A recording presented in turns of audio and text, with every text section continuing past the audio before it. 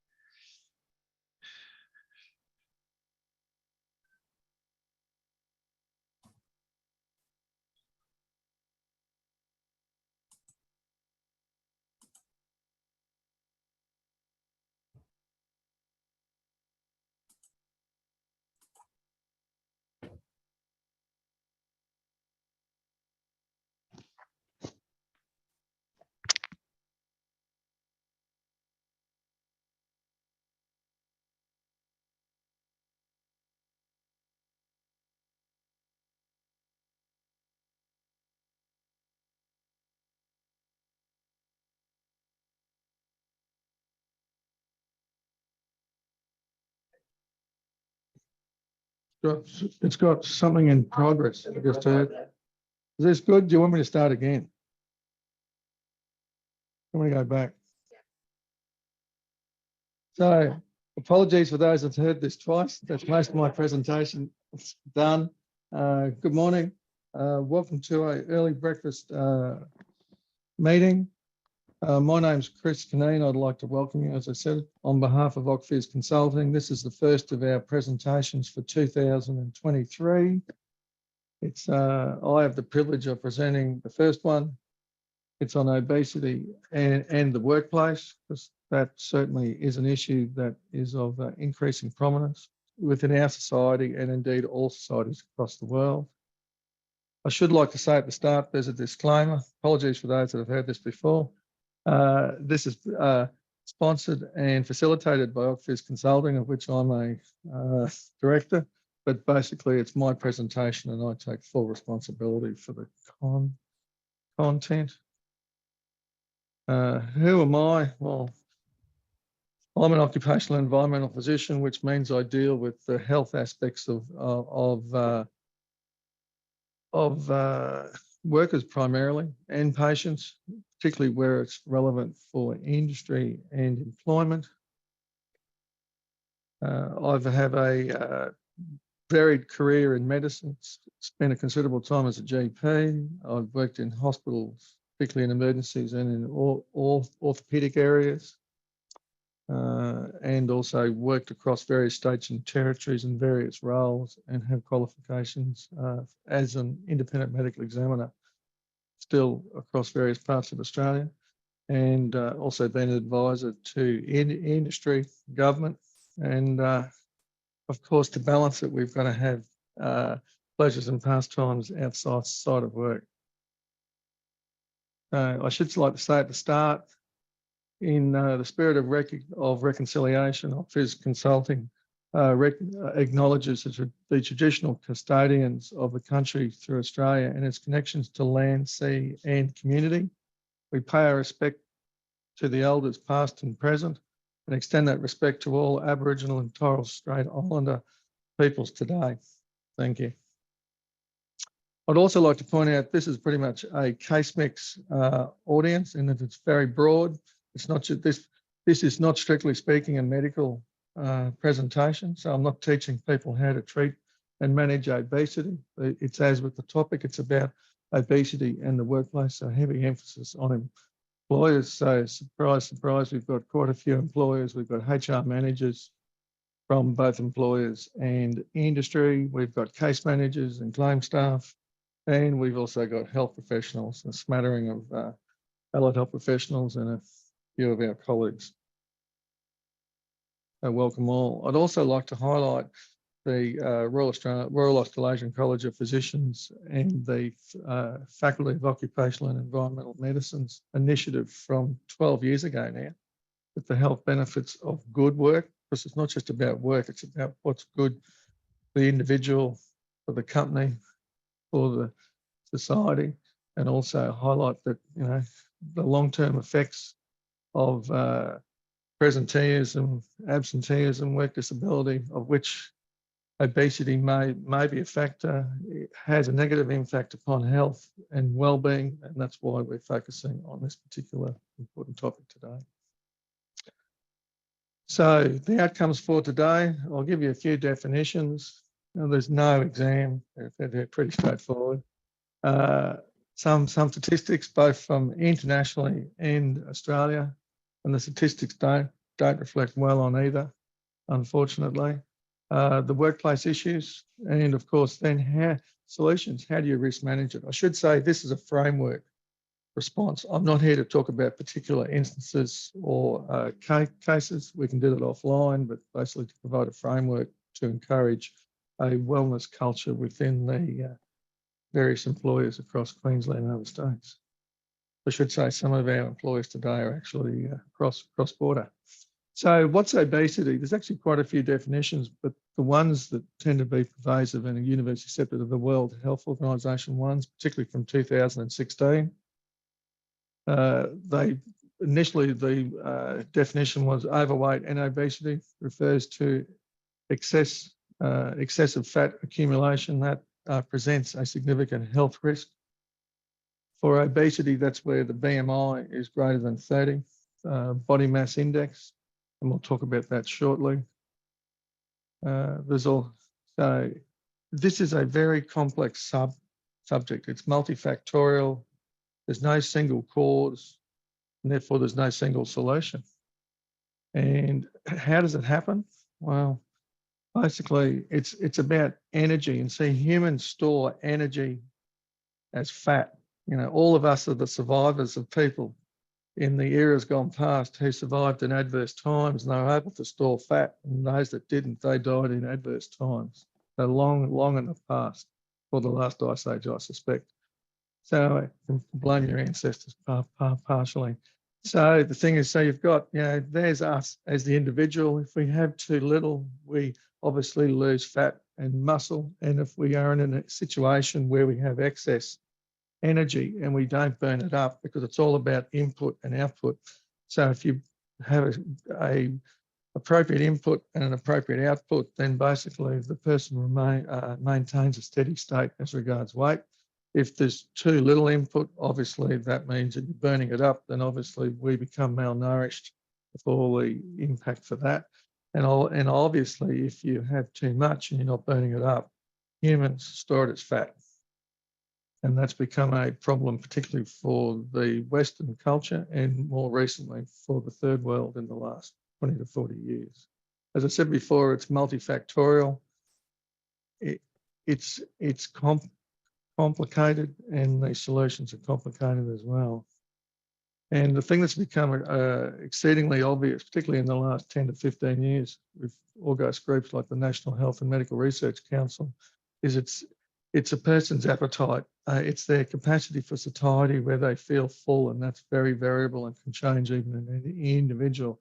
The metabolism they have, their body fat distribution, because it's certain genetics, the body fat is accumulated in various areas, and that of course will lead to further problems. Some people put it around the middle, some people put it on their legs, some people put it up here, some put it everywhere. And this of course is influenced by genetic and epigenetic influences. So it's hard to beat your genes, but people have to try. So as I said before, it's complicated, and basically the solutions, whether it's within the workplace or medically or outside, are complex as well. I'd just like to raise the title, the topic of obesogenic environment. It's been around for over 20 years. It was coined by Swinburne and his colleagues in 1999, and it's become much more pervasive as time goes on. So it's really about an environment, and particularly in our society, an urban environment and rural environments that promote obesity. And it's subtle, and it's multifactorial.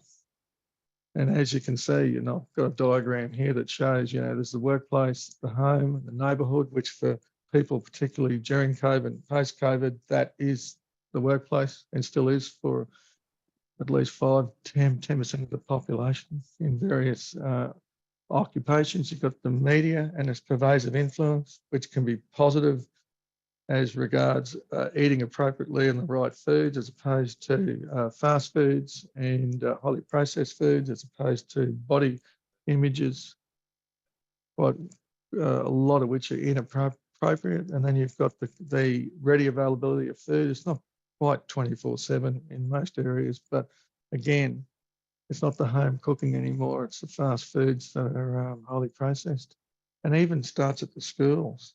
And so this is not just for adults, it actually affects the kids.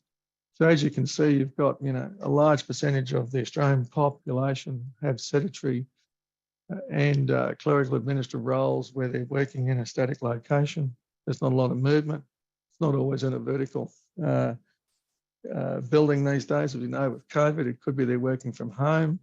You've got the neighbourhood is basically, for a lot of people, not conducive to being active. You've got the effect of the media, as we said, and that's, on your laptop, your iPhone, as opposed to not just being on TV and the radio, billboards, whatever. You've got the ready availability of food, whether it's in the supermarkets, whether it's in corner stores, fast food, and dare I say it, food dispensers that are available at the airport and other places. And you've got the influence that starts right from school. So as you can see, it's really a spectrum of influences, and a lot of these influences tend to reinforce readily availability of food, and people basically subliminal messages work, as we know. So the measure, as I mentioned before, there's various ways of doing it. The one that's internationally and nationally accepted and is a practical measure, that's the BMI, body mass index. The thing with that is it does have its problems, for various cultural groups, particularly those from Asia, the Aboriginals, and certainly in some Pacific and Islander groups. It's probably not the appropriate measure, but it's the one that we use. Another measure that's used is the waist circumference. And I find a lot of people use both, particularly if it's for pre-employment or for fitness for work. We quite often use both, and that gives us the best of both worlds. I just put it here in a diagrammatic fashion. The teal colour, for no particular reason, it's not a political presentation, is actually the normal range. So it goes from 18.5 to 24. If you're under 18.5, well, you're obviously underweight. For those who are 30 and over, well, that's obesity for those who are 25 to 29, they're overweight. And once you get to the red line, which is 30, that's obese. And then you've got those that are grade 3 that are over 40. So the good thing about it is you don't need a lot of equipment. You need a set of balance scales, you need a height measure, and you need a tape measure. So it's readily portable, and it's provides you these scales are calibrated and remain so. It's inter-rater reliability is good. So this just puts it in a more diagrammatic. So you've got the normal weight there, those that are underweight, then you've got the overweight, and then you've got obesity. And the World Health Organization 2 decades ago then divided into class 1, class 2, class 3. As you'll see in Australian society, the number of overweight people has actually dropped. And people say that's a good thing. Well, the problem is the overweight people have bounced into class 2. So they've actually put on more weight. So that's not a good thing. So there's challenges there for us. And it's because of all the pervasive influences, as we said, in the obesogenic diet. So for those who like formulas, the body mass index, I think feedback here, I think. It's the weight in kilograms divided by the height squared. The Americans have it in feet and pounds, but obviously they have to use a factor to convert it. So, and this is pretty much used throughout the Western world, and my experiences in the Middle East and overseas, they use it there too. Because as I said before, this whole issue of the epidemic of obesity is not just a Western phenomenon, it's pervasive throughout the world. If you go to the Mediterranean, you'll find the Mediterranean diet is no longer utilised by most of the Mediterraneans. The highly processed carbohydrate diet seems to have taken over with lots of saturated fats. So I just thought a few statistics. This is from the world. Australia is important, but we need to know we're part of a bigger globe, and it's on the rise, unfortunately. The World Health Organization has stated 2 years ago by 2035, which seems a long time away, but it's only 12 years. Almost 2 billion humans will be obese, and they predict there'll be 8.3 billion, so around 25%. For children, there's a 100% increase in obesity. That's important. One is because, quite a few of us have kids and grandkids, and therefore, there's the issue there that we're responsible and also have a role to play. But this is your next generation of workers. And as you'll see with one of the slides later, they will enter the workforce as young adults where more than 25% of them will be obese, which is a challenge from my generation, the baby boomers. So, and the baby boomers are certainly adding their bit to obesity too. They've done the sums, some smart sums, and they've worked out it's just over 4 trillion. So that's a 1,000 billion, I think, from my humble financial background. So that's a burden of disease just from obesity. And of course, that has a flow-on effect to multiple other diseases. But as you can see, it's not a very happy story. And it's up to us. And I believe employers have a role here as well to help change this direction for the positive.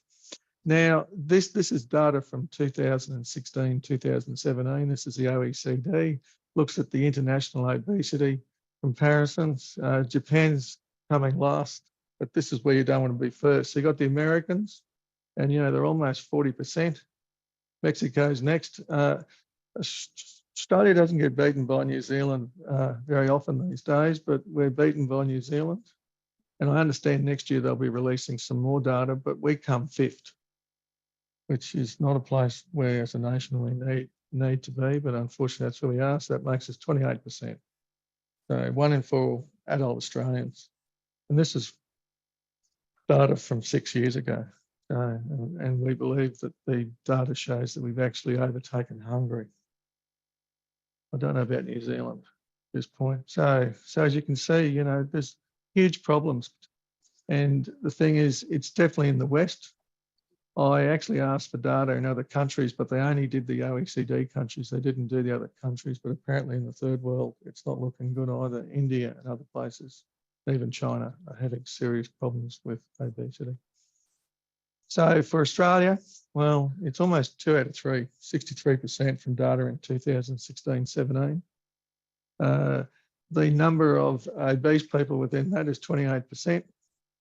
And as I said, the number of overweight people has actually dropped slightly, and that's because they've actually, with the readily availability of food and changing lifestyles and sedentary occupations, have actually moved into the increase here.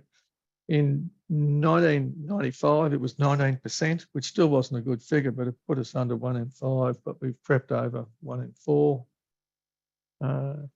The census data, I believe, will be available at the end of this year, beginning of next year, and that'll give us a stock take on where we are. And I've been led to believe we've probably cracked 30%, but we'll find out shortly. As I mentioned before, there are some groups that have greater challenges, and culturally Indigenous Australians, people who live outside major cities, and that doesn't matter whether you're in a close regional city or a distant regional city, and the lower socioeconomic groups tend to, this is more of a struggle, and they tend to be more obese and overweight for a variety of reasons. The other thing we know is that if you are overweight and your BMI is particularly over 30, is that it may lead to a higher likelihood of chronic medical conditions and premature death. And that's, of course, associated with higher cost to the individual, the family, industry, and obviously the economy. I should say this is not true of everyone who's overweight and obese. You can't just apply a blanket across the range. Generalisations are usually wrong. So this is about the vast majority, probably 85% people in this bracket. But basically, just because someone's overweight or someone's obese doesn't actually mean they have adverse health effects. They tend to be the exception, but it's not a rule. So I just wanted to make that point. As I stated before, with adolescents and children up to 17, 1 in 4 is overweight and obese, and that's a challenge because that's our next workforce moving forwards, the next generation. And how do we reverse that? Because, you know, if they started that as late teenagers and we've got an environment that's obesogenic, I mean, there's no prizes for guessing the percentages will increase, and we need to be responsible and try and avoid that. And with the data from the ABS, they've worked out that for 2011, apologies for being so old, but I couldn't find any more recent data that had some strength to it, is that it's 7% of the total health burden within Australia. And obviously it's gone up since then. And that's where your taxes in the past and the future will be going. And it's not that it shouldn't go there, but, you know, really we need to be responsible as society and try and decrease that burden and put it into other areas. So this is just showing you obesity with males and females. A few years ago, men win regardless of whether it's obese or overweight. The obesity, there's not a great difference, but as you can see with overweight, the males lead. And that's been a constant for the last two decades, unfortunately. So as you can see, you know, it's 71% of males. So 30% are either normal weight or underweight, and for ladies, it's almost half. So this is data from the ABS, the previous census, two back, and that's males, that's females. These are the ages. So as you can see, even from those that are 18 to 24, it's almost 50% are in that category. And the next generation is looking like they might challenge that for all the wrong reasons. With the blokes, they tended, by the time they're mid-30s, they hit the, I should say the dark blue is overweight and the light blue is obese. So for males, by the time they're in their mid-30s, they've usually, if they're going to be obese, they tend to get there and then they stay there. The percentage just increases. For women, it tends to be a bit slower, and they take until, you know, it's almost like they're postmenopausal, and basically the body fat distribution changes, but the males get there sooner. So But as you can see, it's not a healthy profile for either males or females. This here, this line here, the dark blue line, is basically where we've been since 95 for people that are overweight and obese. And you can see that, you know, it was 60, just under 60%, and we've crept to 63. The light blue line is actually the obese people. And as you can see, we've gone from 19, 20% in 95 to where we're up to almost 30 with 28. And this medium blue line, that's basically showing you where we are with the overweight people. And it's actually dropped because they've actually increased their size and dropped into the overweight range. So that's not a good outcome for us as a nation, and we need to seriously look at the ways that we can impact that in a positive manner. This here is just fat distribution in adults. So it's 100% of the Australian population from 2014. The Australian Institute of Health and Welfare analysed the OBS data from the previous census. So you've got 63% in this category. So obviously it leaves us 37%. So you've got about 7% there and 30% there on normal weight. So it doesn't look good, does it? So I mentioned before about certain ethnic groups and also people in tyranny of distance. So this again is data from the Australian census, and you can see that's if you live in an urban population and you're, you know, basically 28%. And then if you're in a regional or outer regional, you actually go over 30. So therefore you've got a higher risk of being obese. And then you've got so that's geography. This here is socioeconomic. So that's the lowest level, that's the highest level, and that's the second, third, and fourth. If you're the lowest socioeconomic level, you can see you're almost 40%, 36%, 37% of them are obese and overweight, as opposed to the highest socioeconomic group that basically, I suppose, spend their money in ensuring that they burn up their calories so that input and output formula is a little bit more balanced. So, and they may eat less processed foods and try not to follow the obesogenic environment. So as you can see, lots of challenges at a state and federal level. Data's old again, I'm sorry, but I couldn't get more recent stuff. But in cost to the economy was 8.6 trillion. It's believed it's doubled since, you know, that's a lot of money. And that's health costs. Presenteeism, absenteeism, it's a whole lot put together. And again, that's from the Australian Institute of Health and Welfare. I just thought I'd show you this again, just to reinforce the next generation of workers. So from 95, where it was, you know, just over 20%, whereas adults were 19, it's climbing up to about 27%, and that's from a few years ago. And you can see it started to increase, and the smart money is that the analysts, the next year's data will probably show it's cracked 30. So, and these are our next generation of workers. So there's lots of challenges, and how do we work smart to provide a culture that promotes wellness and health so that these people have a healthy, long life, both as Australian citizens and workers.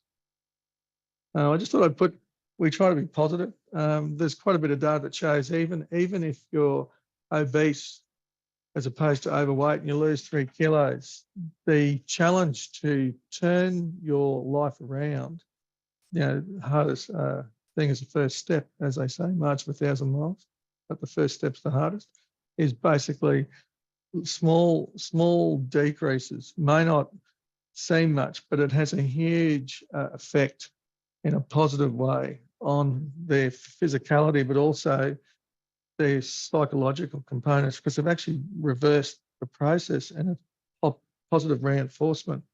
And it's about small steps on a long journey. And the thing is, as you're aware, there's significant mental health issues, particularly with obesity. And if people can see positive reinforcement of the fact they've lost weight and then have environments that'll support it, then that augurs well. So small decreases and changing habits are terribly important. This is a busy slide. I just thought I'd reflect the fact we do have a health aspect to this, and this is the really important part for the employers. Is basically obesity is a major health issue. It's not just within Western society, but we live in Queensland, so obviously we're pretty biased, as regards what's happening here. It's around the world, unfortunately. It's a critical factor and a significant factor for the following medical conditions: heart disease, stroke, diabetes, cancer, particularly bowel cancer. Joints tend to wear out when you're carrying too much weight quicker, unfortunately, so they can predispose to arthritis, asthma, fatigues, or obviously fairly common symptoms, obstructive sleep apnea, because you get fat deposition in places where you don't need it, don't want it. They tend to recover slower from illness and injury. There's significant mental health issues. Some of them are pre-existing. Others are associated with the fact the body morphology's changed, and unfortunately for some of them, there's premature death. I should say that not everybody, as I said before, who's obese will suffer from all. And obese people don't get all of these. They may get one or two. Some unfortunately get a few more. But basically, there's 5-7% who seem to not suffer the adverse health consequences. So as you can see, it's certainly a challenge. I'd also like to highlight the fact that I'm and my colleagues are seeing more fitness for works with people that have morbid obesity. And it just raises the question, when is too big for the job becoming a risk? And I'm seeing them at the point where they're down here, when ideally, hopefully, the intervention should occur sooner before they have problems at work. Most of these people are working in a productive manner. And certainly from a medical perspective, fitness for works is basically, that's probably too late. It is too late. We as a society, and I would challenge employers, you need to identify these people, have a proactive discussion, and we've got a framework for this in a few slides, and basically adopt a culture of wellness to try and proactively change these people so they don't end up where they have problems at work, they have problems at home. They then have to, you want to see them and manage them before they get their medical conditions, because that means the end organs have been affected. You want to get them when they're large, but not at the point where they've damaged their organs and got medical conditions. So as we said, it's an epidemic. Some people would say you should use the word pandemic if it's 28%, but I think pandemic's been used enough in the last few years, so I'll just stick with the word epidemic. As we said, it's 1 in 3. It's got implications. So it's about not just patients, it's about your employees. It's about the health and safety. And the big focus for this is, how do you manage the risk in a proactive way? Because as people were saying earlier today, we have a shortage of workers across Australia. Actually, we have a shortage of workers across the world. I hear it from American colleagues. I hear it from a friend in Kenya. So basically, it's the third world that's got this problem. So we as a nation, and I'm not here to be emotional, but are we as a nation going to rob the third world to restock the first world? And I suspect the answer is yes, but that's a discussion for another day. We certainly do that in medicine. But the thing is, how do we maintain the workforce we've got? Because these people who are overweight and obese are actually productive, but we want to maintain their productivity, increase their health, and ensure they stay in gainful, good work, and that's the challenge. And I actually believe the employer has a significant part to play in that and can be a huge agent for change. The other thing is, if you don't do anything, this problem's not going to go away. It'll get worse. Parking the next generation is coming on who are already got challenges with weight. We're talking about the employees you've got now. So it already costs you an absenteeism, presenteeism. That's where people turn up to work when they probably should be staying at home and seeing the doctor or having something else done, and workplace expenses. So it comes at a cost. So if you do nothing, it's going to come at a cost. So I think it's better to be proactive, manage the risk, and hopefully make your workforce healthier, happier, and have because this has a huge flow-on effect to other workers as well, not just the obese workers. The other thing I'd like to say is my professional experience, I found obese workers, not just those I see for Fitness at Works, but those where I've done worksite visits and interacted with, usually hardworking, they're generous, usually to a fault, and they appear to be eager and happy. So basically, these are sometimes your best workers, but they're the largest workers for the wrong reasons. And the challenge is to ensure they stay work in a productive environment, but their health increases. So as you said before, the second part of this, after giving you some insight and analysis of the problem, is the risk management side. It's complex. It's a multifactorial disease process issue, and therefore the way to treat it is not just a pill, and it's not just telling people to get out and burn calories. That doesn't work, as we know. So you've got to understand it's a risk factor. It's impacting their health, or it may impact their health and safety, and it's a risk for other diseases. It's also a risk for that worker at work and their co-workers as well. So basically, how do you use best practice to build a healthy environment? And the other issue is, how do you communicate? Because in these days of being risk averse, people don't like to have discussions on topics where that may be seen to be bullying or harassment. I actually think you need to be a proactive employer, or proactive industry will actually have a discussion with their workers. And if they don't have the expertise, then they'll obtain or utilise expertise to discuss this topic and hopefully move forwards. So here's just a little section of the city, and I just put in a few common areas in no particular order of importance. Chair limits, there are no Australian and New Zealand standards for chairs. There's recommendations. Most chairs, even these plastic ones, 80, 85 kilos. Most chairs are 90, some go to 100, 120 is tops. So if you've got someone who's 160 kilos sitting on a chair that's rated for 100, and then the chair breaks and that person, gets a crush fracture or gets an ankle injury, I mean, that's preventable. So I'm not trying to poke fingers or point blame, but we can manage that risk. It's a simple risk that needs to be proactively managed.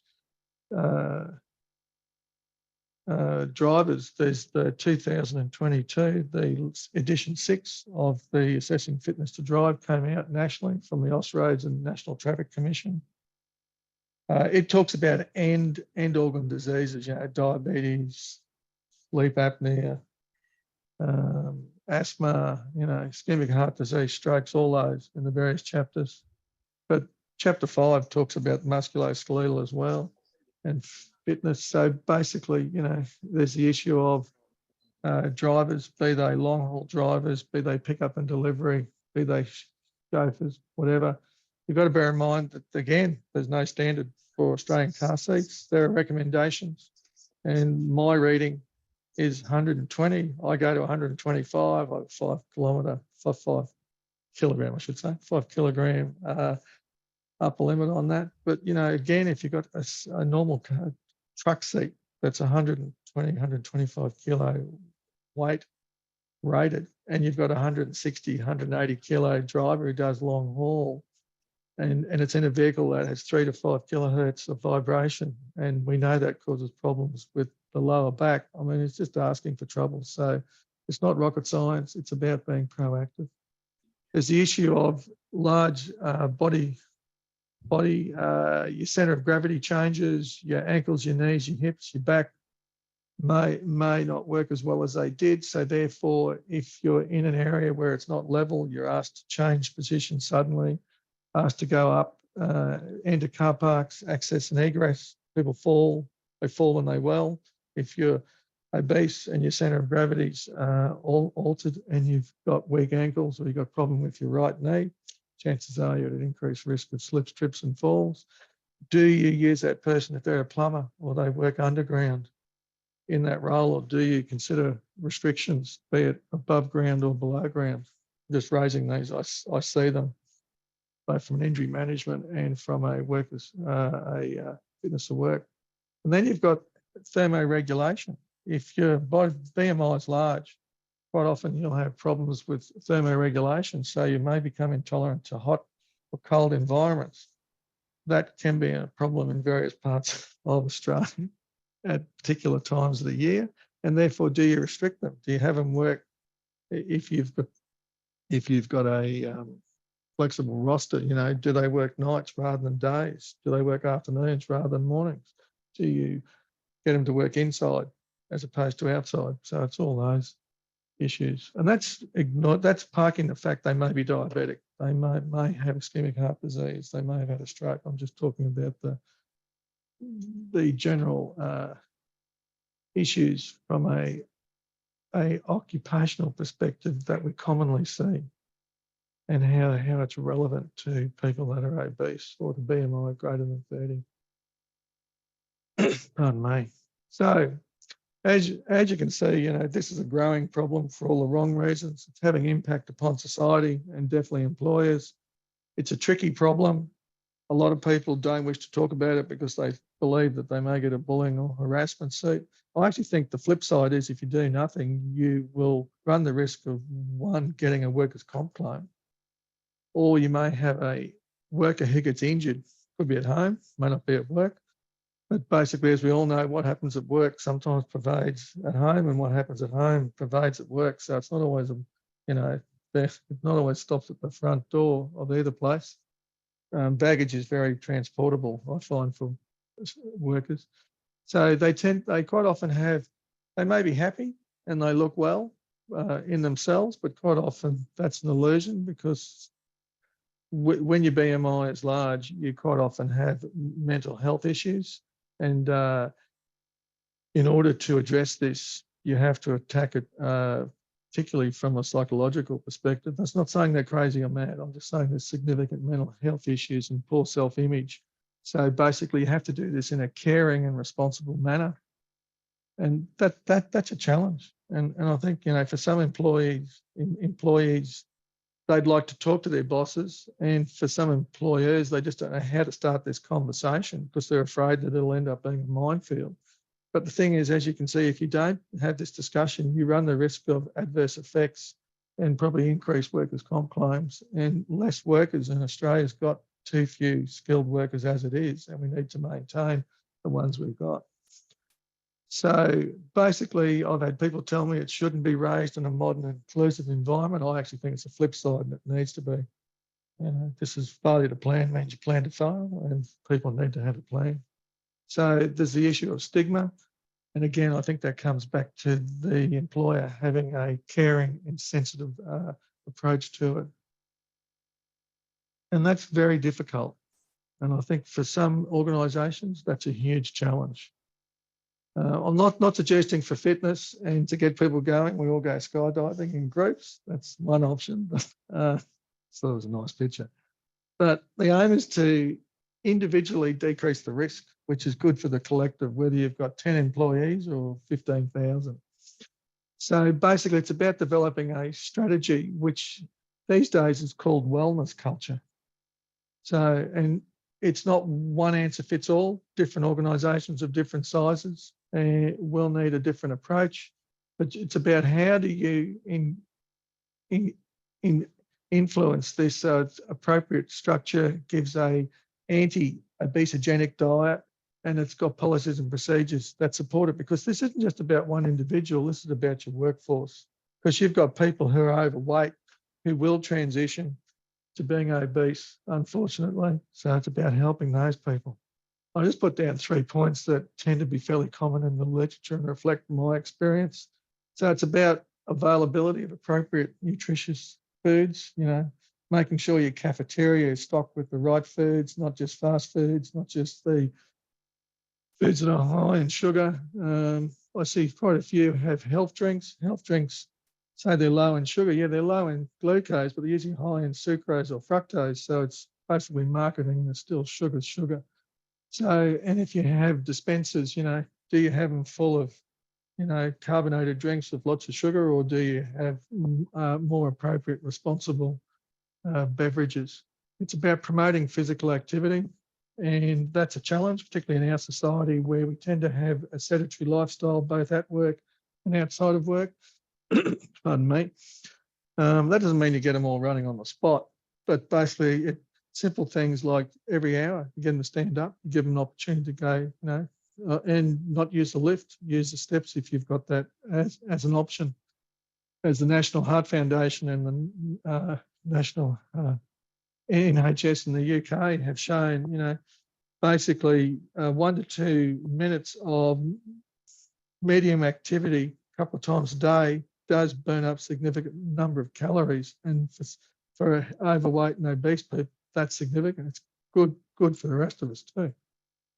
And the other thing is, how do you support your workforce? Not just the overweight and the obese ones, but how do you support them to adopt a healthier lifestyle? And the challenge, of course, then is how do you maintain it? Because we can all start a journey, but staying on that journey is the challenge, I believe. So it's really about prevention. As I said, it's multifactorial because this is a complex problem, has multiple causations, therefore you need various interventions. There's been single component programs utilised and they usually fail and people have written them up. So you need incentives for healthy behaviour, and that'll vary upon the type of workforce and what you provide. It's really about cultural change within the workforce, and I believe if we don't do it, then basically at the end of the day we're going to pass 30% and keep climbing. So it's just unfortunate. It's about educating the workforce. So it's not just about educating one individual or two, the employer and the person who's obese. It's about the rest of the team as well, and then providing physical opportunities to remain active. It could be sponsorship of something. It could be basically giving them early start, early finish, late start. Could be basically, having a gym on site. It's not one answer fits all employers. Employers like patients, and employees, they come in all shapes and sizes. So it's what fits that particular employer. So again, and this is for climate change, I suppose it's burn calories, not electricity. But, it is a bit trite, but there is logic there. So even walking steps, 2 flights of steps once an hour, and the musculoskeletal involvement of that, as opposed to just sitting down for 4 hours. And there's good data, both from the National Heart Foundation and the National Health Service in England's done quite a bit of work on this, particularly during COVID. So it's about acknowledging there's a problem, and how do you become an agent for change? And I've just written a few things here. Is it could be you've got to actually think about, well, where do I go with this wellness culture? Do I need outside involvement? And the answer is probably yes, unless you've got a large health and medical unit within your organisation that's already dealt with this. You need to have a discussion and have good lines of communication and open communication. You need to have written materials. You've got to actually go into individual counselling. Some of the data out there talks about group counselling. I don't believe group counselling in this particular area for obesity is proactive, and I think if anything it's negative, but that's my opinion. I think you need to but you need to approach the individual. You need to talk to your workforce, but if you're going to do counselling and try and move it forwards for the person who's obese or the people that are obese. And you've got to bear in mind, it's 28% of the adult population. So that doesn't mean that every workplace has 28%. Depending upon your case mix and type of employment, you may have less than 10%, or you might be unlucky and have 40%. So it's very variable, but this is obviously, generic numbers across the Australian community. We've mentioned about, healthy eating habits and having the cafeteria and food appropriate and vending machine options, and also about developing programs that encourage people to either become more active, not only walking the steps, but at work, or maybe, riding a push bike home as opposed to catching a train or using their motor vehicle. And the other thing is sit and stand. There's a couple of studies that show even if people are in a sit-stand environment, they actually burn up more calories than people sitting for 3 or 4 hours. So some activity is better than none. This is a busy slide and pretty much reinforces what I've said before. Obviously, if your organisation doesn't have these professionals available, you have to import it from elsewhere. But also with the mental health issues to do with obesity, EAP and access to psychologists and counsellors is important. And in some organisations that exist, others they have to import that from somewhere else. Pardon me. We've spoken about catering. The NHS also talk, and the National Heart Foundation talk about activity. And it should be, you know, somewhere between 120 and 150 minutes a week. That doesn't have to be in one session. That can be over several hours. As I mentioned before, if people are sitting for prolonged periods of time, just getting them up on every hour to do something and changing is important. Excuse me, get a glass of water. Got a frog in my throat. Thanks. That's more better. It's about changing activity and also sponsoring employees. There's the issue of sit-stand desks we've mentioned before. They come at a cost, but basically they've become much more popular. They do help with very musculoskeletal problems, and they certainly keep people a little more active. And as you mentioned about steps, and like I just thought I'd put it in there again, is office furniture is important, particularly chairs. Some applies to truck seats and such stuff.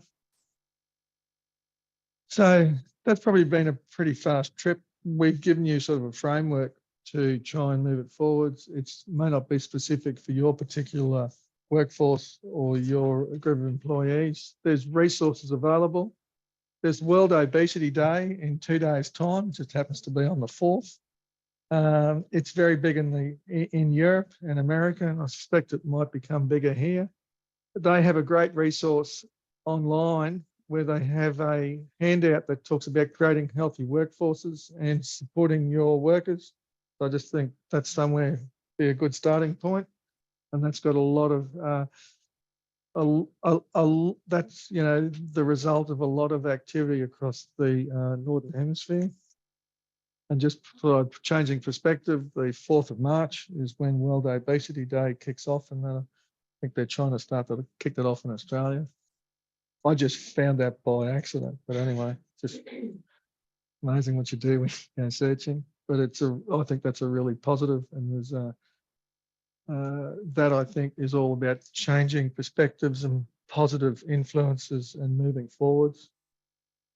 And then I think I've probably said enough. So if anyone's got any questions, I'm happy to address them. Sure.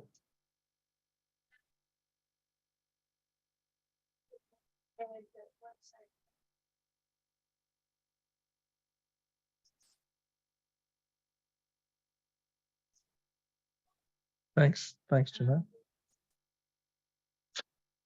Karen was just talking about the fact that Janine from WorkSafe has. Okay, Janine shared that basically they've got resources available within WorkSafe that may assist employers to start exploring this option of a wellness culture, and they've. And if you can already hear this, I'm sorry to sound like a broken record, but yeah, they have an audit tool for healthy workplaces for those that may not have good comms today. So that's available from WorkSafe. Thank you. In my history of this, I find with the, so I work at the place and the social clubs or the food that they provide, you know, is really not in line with obesity prevention. But when we go to change it, a lot of pushback and barriers around, I mean, human rights being thrown in there. But with WorkSafe coming up, with the new WorkSafe Act coming up, there's a psychosocial model in there that is now saying there's legislation to have a healthy environment to prevent these things. So bringing in that when you do much more helpful because it puts you into legislation. It's disappointing you've got to use a little stick or a big stick, because this is where you want to bring people in on the journey and basically promote a healthy lifestyle both at work and at home. fast foods, the brain gets conditioned, and Coke, I'm not picking on Coke particularly, but it has a certain chemicals in it that basically people like. And I mean, humans are addicted to sugar too. So basically, we've all been guilty of that. But the problem is it has a long-term cost and it's not positive. So really, as you said, Ollie, it's about trying to change culture, and that takes time. And that's why I think it's got to be a multi-pronged attack. It's not just one thing. It's sort of looking at, well, these are the 8 areas. I'm just saying this might be 8 areas. We'll tackle 2 areas immediately because they're low-hanging fruit and we can have a win. And then these are the ones we might have to do in the next 2 years. And these are the ones where we start planning for the next 5. So, but if we don't, as you can see, we're going to be larger, the Australian workforce, and that's not good for any of us. And certainly in organisations like police, military, fire brigade and others, where they have mandatory entry criteria, some of them get a bit, this is my comments, they get a bit lax in reinforcing them as time goes on, and that's not a criticism, just a statement of fact. You can change that. The Kiwi police, the New Zealand police force, I've been told anecdotally, in order to get promoted, you have to have passed your last, it's a bit like the Army, Australian Army, you've got to have passed not only your annual competency test, but you also got to pass your annual fitness tests, which are not for Superman, this is just for people. And if you pass them, you actually get a bonus every year. So, Kiwi dollar's worth a bit less than the Australian dollar, but I understand it's like $3,000 or $4,000 New Zealand. So it's not to be sneezed at. So they have a financial carrot.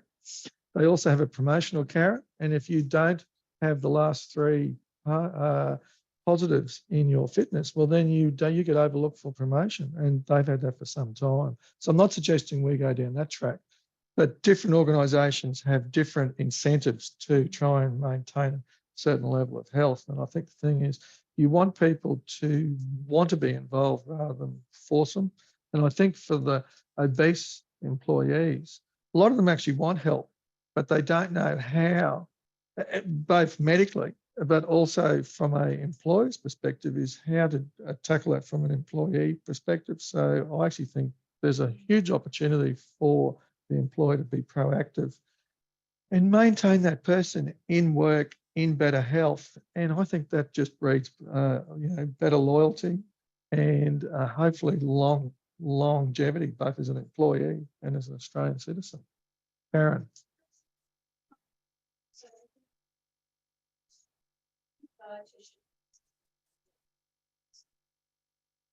I think you need all the above to be, not that I'm trying to give you a blanket answer, but I actually think you need, Lisa, ask the question, who do you need? Do you need an exercise physiologist? Do you need a dietitian? Do you need a counsellor? What was the fourth one? Psychologist. I actually think depending upon the type of employment you offer, you may need all of them, and not necessarily at the same time, but you need multiple health professionals for this. And what works for one person and one organisation may not work for other employees, because some employees that are obese actually are musculoskeletally intact and they don't have issues with being mobile, and others have significant issues with mobility. So you've got to treat the person as opposed to have a generic response. So I actually think the thing is, it's that old medical answer we always gave when we were students, it depends, because it really does. There's no one answer or one formula. You have the basic formula, but then you've got to individualise it to your particular workplace and your employees. And then there's the cultural issues, because we're trying to promote a healthy culture here. And if you've got other cultural issues, well, you're actually in conflict with them, and that becomes challenging, as Holly was saying, and you've sometimes got to use legislation. But hopefully this is where you get people involved proactively rather than reactively. It can be tough. It can be tough. Karen?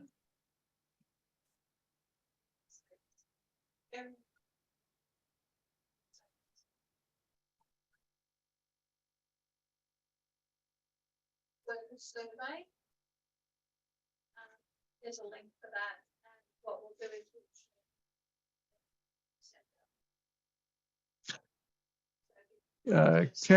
for those of you who have audio problems, Karen's just told me, Karen's the brains of OCPhys. I'm just the spokesperson today. Is Karen's mentioned how Janine's mentioned they've got a survey that's for healthy WorkSafe Queensland, and that's for surveying your employees and basically looking at healthy health aspects of work. And she's recommending that workplaces undertake the work site assessment, risk assessment, the step. Yes, well, I think, well, that's what we're trying to say is you've got to have a plan, and part of the plan means you've got to actually do an audit. That not just an audit of the nuts and bolts in the building, it's also an audit of your your employees. And I suppose the challenge for some employers is, have they actually spoken to their employees? Or the challenge for me is, what percentage of your workforce is obese? Do you actually know the answer? Because you may be surprised and it's maybe less than 28%. May be very surprised and it's higher than 28%. But if you don't know, you don't know. And ignorance is not bliss. And I think these days we have to work smart. And this is all about trying to get the workers remain in a proactive environment that encourages wellness, but also keeps them in work, because the big problem is we have less workers than what we need across Australia in all industries, and we need to keep the ones we've got. So how do we maintain them at the workplace? And that means cultural change. Even obtaining that data is a bit of a tricky part, right? Can be, but that's where you may have to engage other people outside to do. I mean, particularly if it's police, and as Holly said, I worked as a GMO a long time ago, and there are certain groups and various organisations that are resistant to change. Sometimes it's based on logic, other times it's just based on perception that doesn't reflect reality. But the problem is their reality is their perception, and that's hard. We implemented the PC machine. They're just these like big machines, so it's a company, it's a 4-minute parentheses. Yes. And it's all, you do it by yourself, we do it with the identifier. So you can write that these, but it gives you some pretty good. But we got with them like about 10% of snapshot of our population, and we're at 45%. But 72% high. What's your thoughts, like, and once again, I don't like the idea of stick as a carrot, but like attaching a level of fitness like the army do to your conditions of employment, especially if you have a more physical job. Like, is that, I don't know if forcing is the word, but like, if there is a consequence to letting yourself go, is that something that we need to do in the interim, or like?